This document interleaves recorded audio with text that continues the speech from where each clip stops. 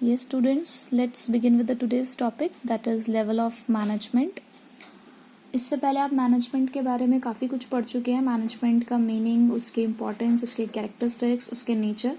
अब हम पढ़ रहे हैं लेवल्स ऑफ मैनेजमेंट के बारे में. हमारे मैनेजमेंट की भी कुछ लेवल्स होते हैं, from the highest level to the lowest level. तो जो हमारा लेवल्स ऑफ मैनेजमेंट है, लेवल्स ऑफ मैनेजमेंट पहली बात तो एक अथॉरिटी और रिस्पॉन्सिबिलिटी रिलेशनशिप को डिफाइन करता है कि किसके पास कितनी अथॉरिटी है और किसके पास कितनी रिस्पॉन्सिबिलिटी है. ये इस लेवल्स के ऊपर ही डिसाइड करती है. और एक हमारा होता है सुपीरियर सबऑर्डिनेट रिलेशनशिप. सुपीरियर कहने का मतलब होता है बॉस, सबऑर्डिनेट होता है जो उस बॉस के अंडर काम करता है. अब आप लोगों को इन बिजनेस टर्म्स को भी करेक्टली समझना होगा, और जब भी मैं सुपीरियर सबऑर्डिनेट की बात करूंगी तो आप ये समझना कि सुपीरियर मतलब है बॉस और सबऑर्डिनेट मतलब उसके अंडर काम करने वाला. तो जो सुपीरियर और सबऑर्डिनेट का रिलेशनशिप है वो इस लेवल्स ऑफ मैनेजमेंट की वजह से ही क्रिएट होता है. अब ये जो लेवल्स ऑफ मैनेजमेंट है, ये इसका एक डायग्राम है और ये पिरामिड की फॉर्म में है. अब पिरामिड की फॉर्म में होने का भी इसके पीछे एक रीज़न है. सबसे पहले हमारे टॉप लेवल मैनेजमेंट आते हैं. टॉप लेवल मैनेजमेंट को हम एडमिनिस्ट्रेशन डिपार्टमेंट भी कहते हैं. अगर मैं आपको एग्जांपल दूं स्कूल का ही, तो जैसे हमारे स्कूल में वो लोग जो एक्चुअल में स्कूल को रन करने का काम करते हैं, जो उसके सर्वाइवल के लिए काम करते हैं, वो लोग इस टॉप लेवल मैनेजमेंट में आते हैं. जैसे कि principal, vice principal, chairman, directors, ये सभी लोग जो उसके वेलफेयर के लिए वर्क करते हैं, तो वो हमारे टॉप लेवल मैनेजमेंट के अंदर आते हैं.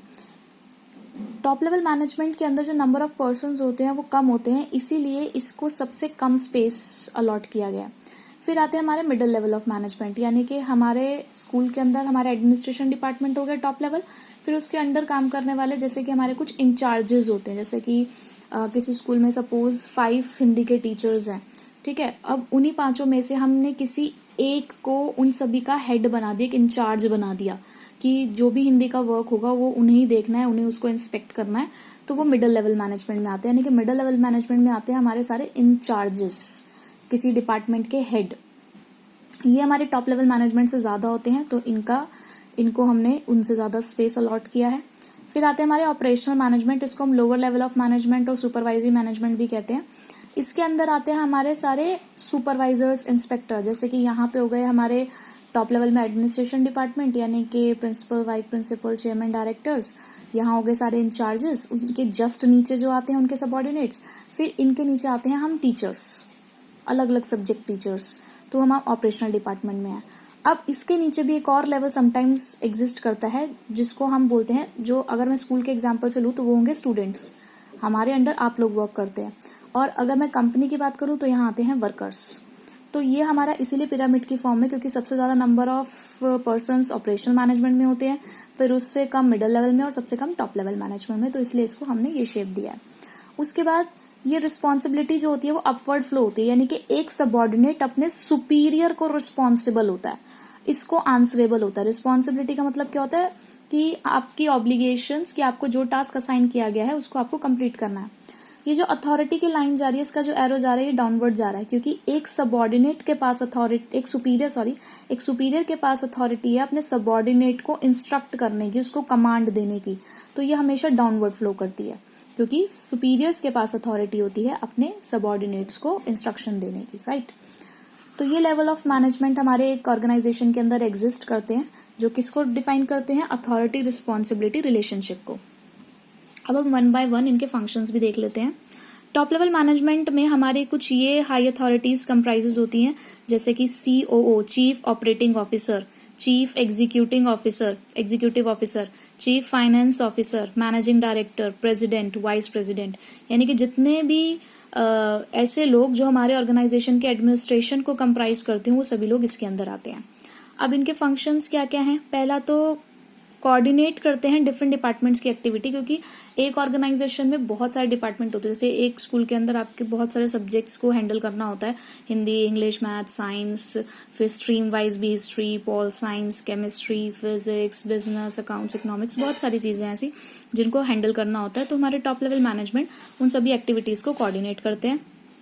Welfare and survival of organisation, किसी भी ऑर्गेनाइजेशन के सर्वाइवल के लिए काम करते हैं, वेलफेयर के लिए काम करते हैं. यानी कि हमारा ऑर्गेनाइजेशन ठीक तरीके से चलता रहे, स्मूथली चलता रहे, विदाउट एनी इंटरप्शन, उस चीज़ का ध्यान रखते हैं. एनालाइज करते हैं बिजनेस एनवायरनमेंट को time to time. Business environment का मतलब ये नहीं होता यहाँ पे कि हवा चल रही है, बारिश आ रही है। यहाँ बिजनेस एनवायरनमेंट का मतलब होता है कि हमसे रिलेटेड जो लोग काम कर रहे हैं, जो सेम इंडस्ट्री के अंदर है, उसमें क्या हो रहा है। उसके अलावा जो पॉलिटिकल कंडीशंस हैं, लीगल फॉर्मेलिटीज़ भी होती हैं, कुछ इकोनॉमिक एनवायरनमेंट होता है, जैसे कि आज हमारे यहाँ पर जो भी चेंजेस आ रहे हैं हमारी इकोनॉमी के अंदर, तो उसका हमारे बिजनेस पे भी इफेक्ट पड़ता है। तो टाइम टू टाइम उन सभी चेंजेस को एनालाइज करते रहना और उसके अकॉर्डिंग अपने आप को चेंज करते रहना, ये भी हमारे टॉप लेवल का काम है। Formulate the overall organisational goals. पूरे ऑर्गेनाइजेशन के लिए गोल्स बनाने का काम भी इन्हीं का ही होता है। टॉप लेवल मैनेजमेंट ही हमें गोल्स बना के देता है, जिसको हम लोग पूरा करने की कोशिश करते हैं। Responsible for the activities of the business. उसके अलावा जो भी हम काम करेंगे उसके लिए रिस्पॉन्सिबल यही होंगे। जो भी बिजनेस के अंदर एक्टिविटीज परफॉर्म की जा रही है उसके लिए यही लोग रिस्पॉन्सिबल कहलाएंगे। इसके बाद आते हैं हमारे मिडिल लेवल ऑफ मैनेजमेंट।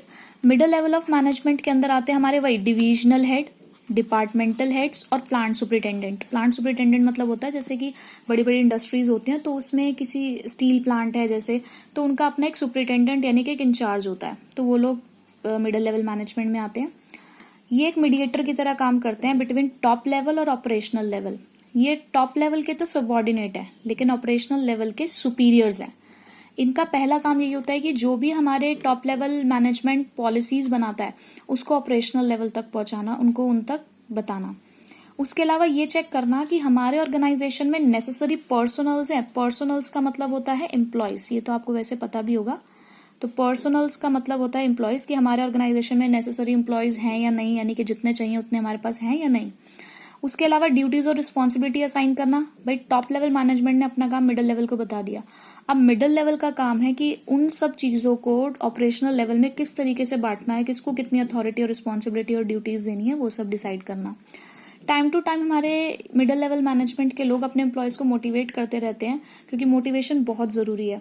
अगर हमारे पास मोटिवेशन नहीं होगा तो आगे बढ़ने की हमारे अंदर कोई इच्छा नहीं होगी। तो टाइम टू टाइम अपने एम्प्लॉयज को मोटिवेट करते रहना अलग अलग चीज़ों से, चाहे मनी कंसिडरेशन के थ्रू या किसी और चीज़ के थ्रू, कि भाई आप अच्छा काम करोगे तो आपको बोनस मिलेगा, अच्छा काम करोगे तो आपको प्रमोशन मिलेगा, किसी भी चीज़ के थ्रू उनको मोटिवेट करते रहना। Cooperate with other departments. उसके अलावा इनका एक और काम भी है कि अदर डिपार्टमेंट के साथ भी कॉपरेट करना। देखो, अगर सिर्फ हम अपने ऑर्गेनाइजेशन में, सपोज मैथ्स है, अगर हम सिर्फ ये सोचे कि सिर्फ हमें तो मैथ्स पे फोकस करना है, तो सिर्फ एक सब्जेक्ट से तो आपका ओवरऑल रिजल्ट अच्छा नहीं हो सकता ना। अगर आपको अपना ओवरऑल रिजल्ट अच्छा करना है तो आपके सभी सब्जेक्ट्स आपको फॉलो करने हैं, यानी कि हर एक सब्जेक्ट के साथ आपको कॉपरेट करना है, कोऑर्डिनेट करना है। तो यहाँ मिडिल लेवल मैनेजमेंट भी यही कहता है कि डिपार्टमेंट्स तो अलग अलग हैं, सेल्स डिपार्टमेंट है, परचेज डिपार्टमेंट है, प्रोडक्शन डिपार्टमेंट है, बट सभी को आपस में एक दूसरे के साथ कॉपरेट करके चलना है। मार्केटिंग डिपार्टमेंट मार्केटिंग इन्फॉर्मेशन देगा प्रोडक्शन डिपार्टमेंट को, फिर वो उसके अकॉर्डिंग प्रोड्यूस करेगा, फिर सेल्स डिपार्टमेंट उसको बेचेगा। तो आपस में सभी का कॉपरेट करना बहुत जरूरी है। तो मिडिल लेवल मैनेजमेंट इस बात का ध्यान रखता है। उसके बाद ऑपरेशनल मैनेजमेंट, जिसको हम सुपरवाइजरी मैनेजमेंट भी कहते हैं, इसमें सारे हमारे फोरमैन, सुपरवाइजर यानी कि इंस्पेक्टर्स वगैरह आते हैं, जिनका मेन काम होता है to oversee the efforts. Oversee का मतलब होता है देख रेख, यानी कि जांच पड़ताल करना कि हमारी एक्चुअल वर्कफोर्स क्या काम कर रही है।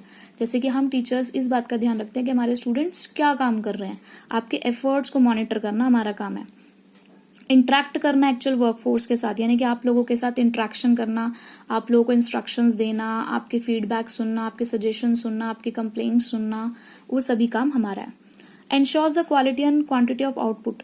जो भी हमने इंस्ट्रक्शन दी उसके ऊपर जो हमारी वर्कफोर्स काम करेगी, तो उन्हीं की लॉयल्टी के बेसिस पे, उन्हीं के क्वालिटी और क्वांटिटी के बेसिस पे हमारे आउटपुट डिसाइड किया जाएगा। यानी कि आपकी वर्कमैनशिप पे डिसाइड करेगा कि हमारे आउटपुट की क्वांटिटी क्या है और क्वालिटी क्या है।